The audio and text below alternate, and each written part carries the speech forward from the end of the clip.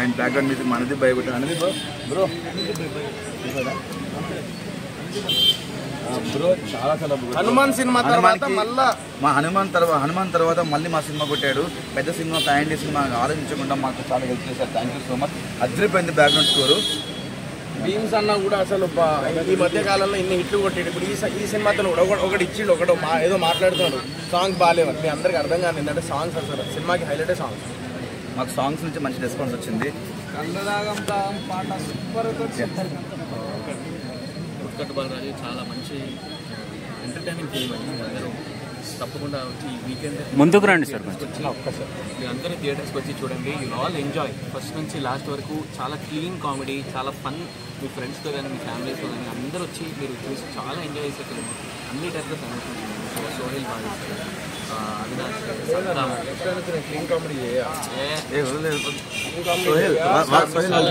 వాళ్ళు చూస్తారు. సో మేఘలేఖ చాలా బాగా చేశారు.